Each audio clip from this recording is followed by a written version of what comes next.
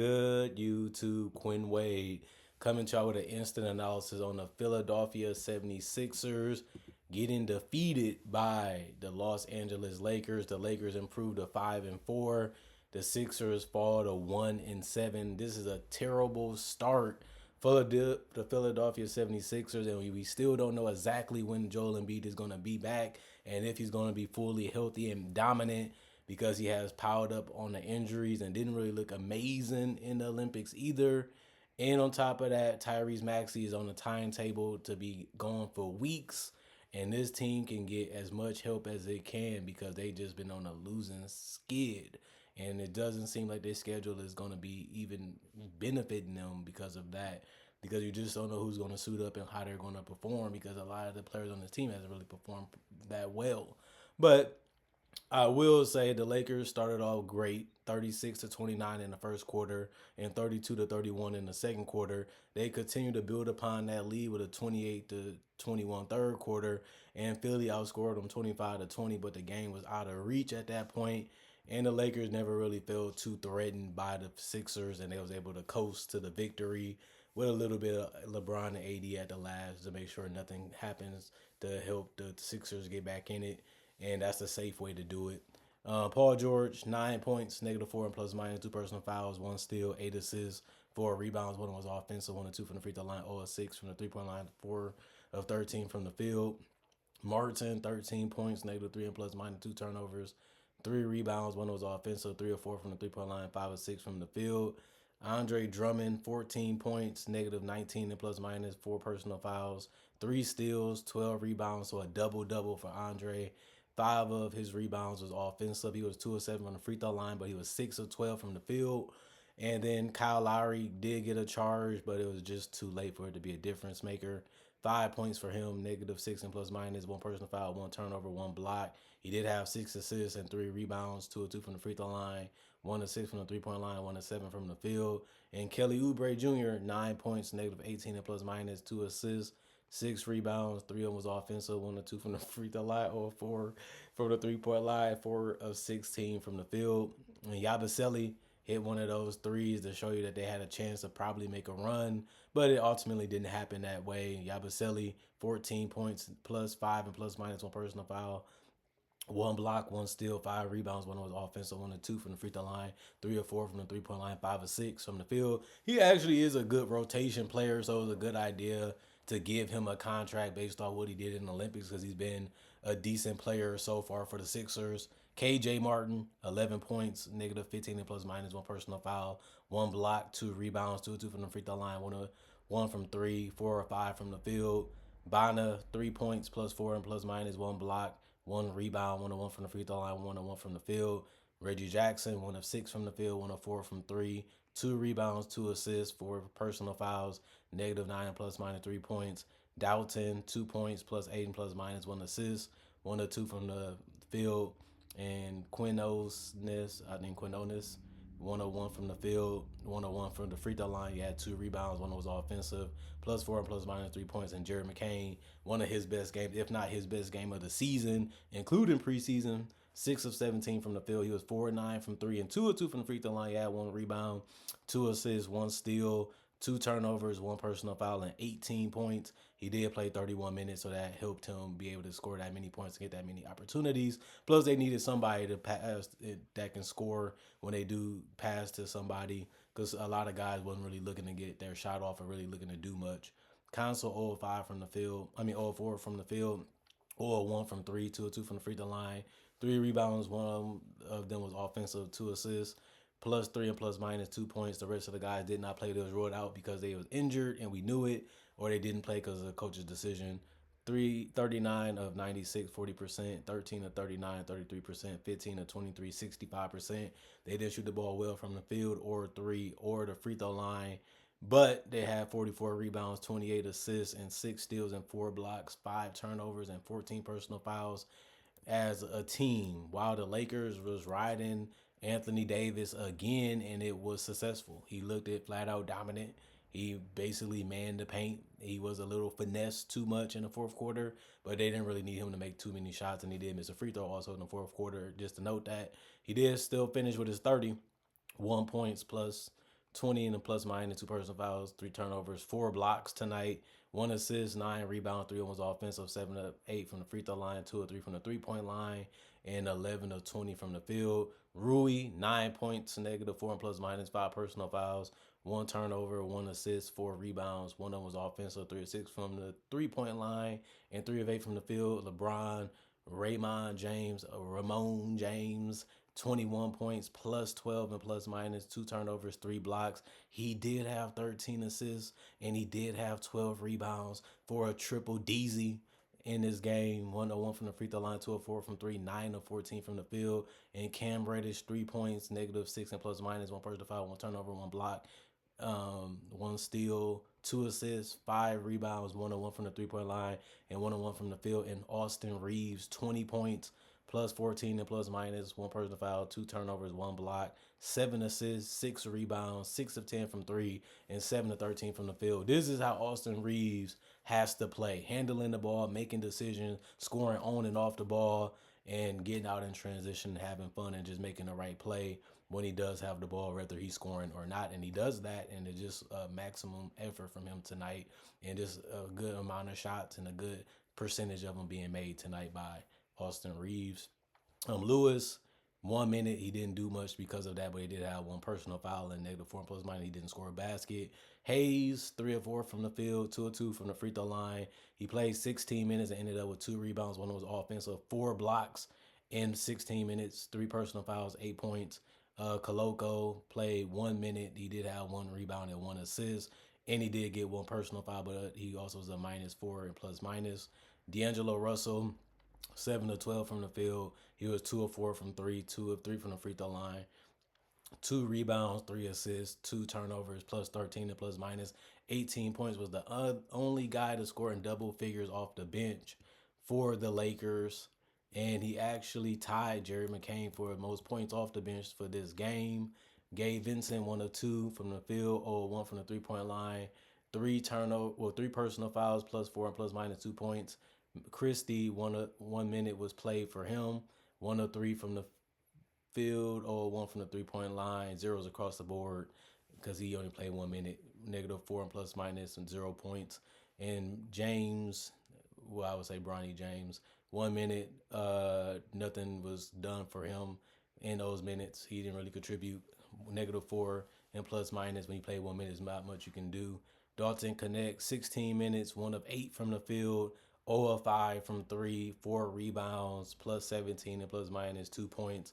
And Hood, 1 minute, nothing he could do because of that, but he still got on the court, negative 4 and plus minus.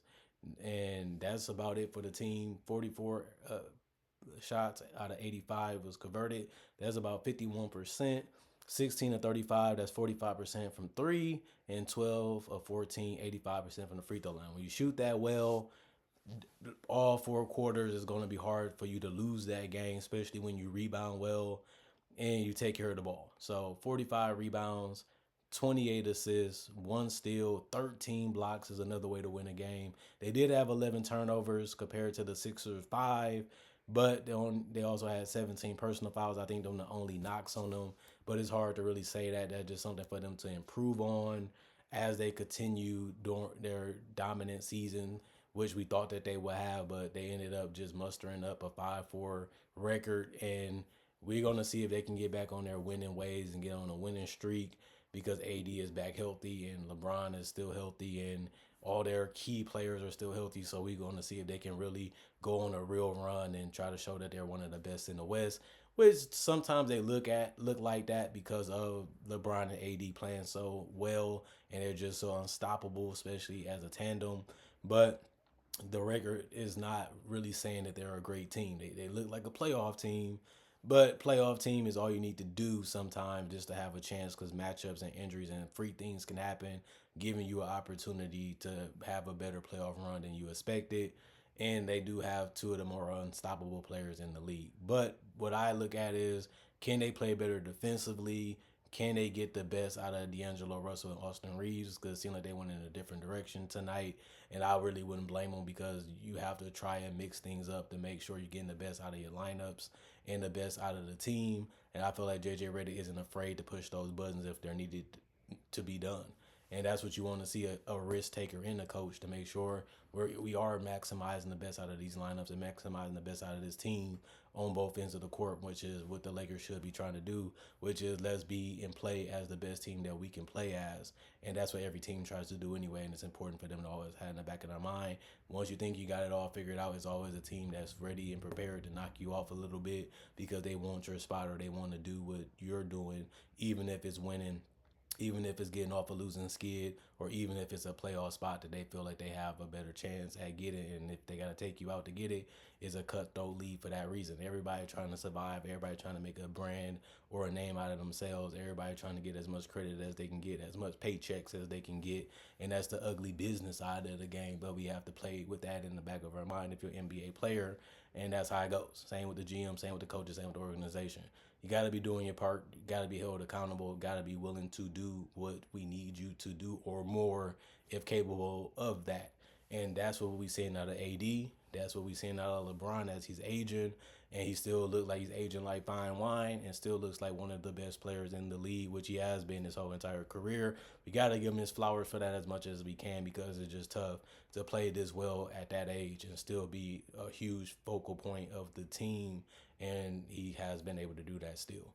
And then when you look at the fact that the Sixers are one of the worst teams in the league, I don't really know what to tell you Sixers fans, but if Joel Embiid can't play back to back, y'all might just be barely a play-in team. And I don't really see that because Maxey already too little, too short, too small to try to carry the offense for a majority of the season without getting banged up more, because the little ones take the most damage because they already not physically equipped to take it too much.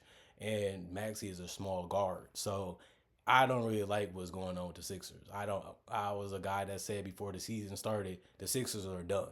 And people didn't really criticize me. People didn't come in my head for that. They said, well, it makes sense once you listen to the video and what I had to say, because if your best player, he only played 39 games last year, and he's been missing games in the playoffs too.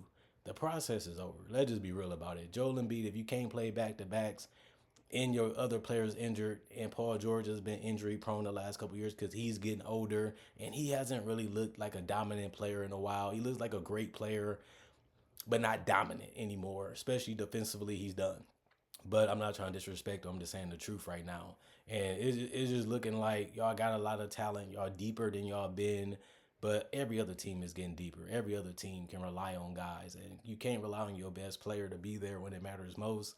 Then you're not really going to go that far. And that shows you how good and how great Joel Embiid really is. When he is on the court, he is that much of a difference. He is that unstoppable. He makes everything clicks and everything's pop because he is that great. But if he's going to be slower, less mobile, worse defensively, in and out of the lineup, that's a recipe for failure, especially when you already got off to one of the worst starts in franchise history.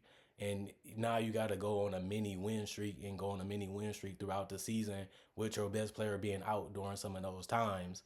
It's hard to get a groove. It's hard to play together. It's hard to get up some of those games. You know your best player not going to be there. And it's hard when you trying to do everything that you can from Maxey's perspective to help this team win. And then you keep seeing yourself come up short or getting losses.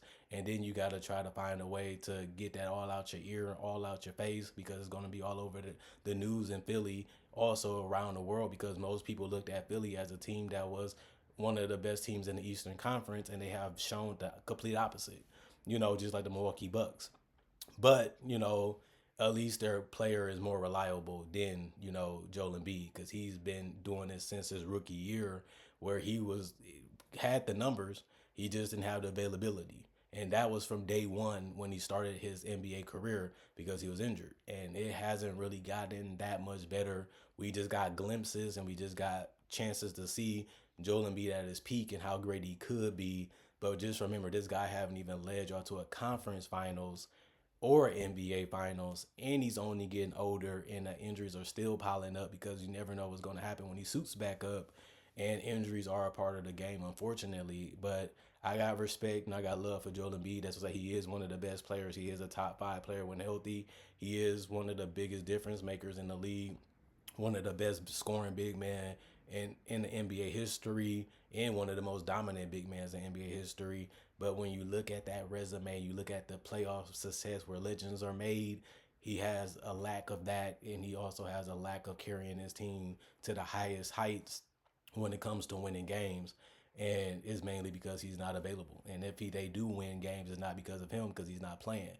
And they was only able to win one game so far. So it's going to be hard for this team to turn things around. The process is over. Like, it's either your team Joel Embiid, we ain't gonna get nothing better, so we gonna keep riding with him, or you just we gotta get what we can get because it's only looking like it's getting bleaker for us as a franchise and as a team. We have to get rid of this guy because if he's gonna stay injured, he's not gonna be able to produce great results when he does get on the court, especially if he's not even gonna play 50 games or 60 games. How can you really win a championship that way? And he always said the Celtics, they always kick our ass. But well, the Celtics are still at the top of the East. And Cleveland is getting more explosive. You got other teams in that conference that can match up well and play you well, and they're not scared of you because they got enough talent that's on your same level or close to it. I don't think that I'm crazy for saying that. Even when they got Paul George, I feel like this team wasn't going to be good, and he doesn't even look like the same Paul George. He still looks like he in the motion of being a player that's basically a star, which is something that you can't really do because look how much money they just paid him. They paid him like he was the second best player, and it's really Maxey. But it's mainly because Paul George had some crazy injuries to his leg, and his defense isn't the same, and his offense is here hit or miss sometimes because he liked to rely on tough jumpers and tough shots, and he never was a guy that really got to the paint a lot. And now he's just going to use the floaters and the free throws to be able to compensate for that, which works, but not when you can't give me 25 to 27 a game. That's what they needed Paul George to do. Come in and be a respectable defender, give us 25 to 27 a game. Because you had the opportunity to do that, especially with Maxey playing. But he got injured again. And now Maxey is down. And Paul George gave you 13 points today in a game that they really needed to have. So they start to look a little bit better. Because Joel Embiid, we don't really know when he's coming back. We speculating. We're hoping he can come back. But he can come back and be gone tomorrow. That's just how his career has been, if we're going to be real about it. It's just sad to see, because of the love and respect that we have for Joel Embiid as a player and as one of the best players. But it's just the reality of the situation that the Sixers are going through. And I think a lot of things are being said because teams and people are hurt in Philly and their feelings are getting the best of them and their speech is getting a little sloppy and a little disrespectful. But this is what happens when breakups happen. Breakups are usually ugly. They never really anything to be proud of. They're not something that you wanted to do, but it's looking very much like Joel Embiid is going to be available, and it may even happen this season because if they get off to a start like this and he can't play back to backs, which is a huge problem, I don't see the purpose of even having him. And you can look at it like, why would any team trade for him? And if you told me that to my face and I'm an analyst, I would say, you're right. Why would I want to trade for a player like that when we can't even play 60 games? Because people say the same thing about Kawhi Leonard. And I know Kawhi Leonard. I met Kawhi Leonard. And he has been going through the same thing with the Clippers. He's like, why would James Harden go there? Well, they had Paul George. They had Russell Westbrook and some guys that he's cool with. And they in the same age group. And they also was decent last year in the regular season. So it made sense last season. But he signed that extension. And now you're looking at it like, well, if Kawhi Leonard not going to be healthy and he's not going to play, it don't really make much sense to even have James Harden down there because he's going to help you make it to the playoffs. But if you're not going to win anything, does it really matter? And that question should be answered with a no. And I feel like some of these teams are just saying, we got to pick a side. We got to do something. I got to make sure my job and my butt is covered the right way so I don't get fired, so I can feed my family, so I can build my legacy, so I can build whatever I'm trying to do, even as a coach or a GM. I feel you. I hear you. The business side, like I said, is ugly. But the Sixers, this is one of the toughest things to see and one of the toughest jobs to have. You got to give credit to Nick Nurse for trying to handle it the best of his ability, knowing that he's under the fire too, even though he's been given a bad hand in saying with Toronto losing, getting quiet and losing them. So Nick Nurse, I feel you. I hear you. I see you. You handling as professional as you can. I'm shocked that Joel Embiid was able to get hurt and get suspended. That didn't really help because now he's going to miss more games, and now they just lost one of the games that he possibly could have played in, and now it's just getting even uglier. This is a tough, ugly situation to see and watch, but this is how breakups usually go. he say, she say, slaps in the face. Sometimes you get into a little bit of a rumble, but emotions can be what's the deciding factor of that. Comment, like, subscribe, share, hit the notification bell for more analysis. If you like conversations like this, I do conversations just like this and other varieties on my channel, so check that out. Also do breakdowns of legends, current players, and also rookies and other content like that, so check this channel out. If you like this type of content, NBA content only, this should be the channel for you, because most people that watch recommend this channel. Thanks for watching, thanks for subscribing, thanks for being a part of this channel, thanks for being part of it for 10 plus years, for the guys that's been out there and the females out there that have been riding with me for a while. One hand watches another. Y'all like watching, y'all like listening, I like making. That's why the channel's so successful. That's why it works the way that it does and so successfully done over the years, and why I'm one of the biggest names in the game. Especially analysis really popping really good. Video games, movies, TV shows, everything. So things are going my way for the right reason, and I ain't got much to complain about, because fans like you made a lot of this possible, if not all of it. See you guys with the last video today.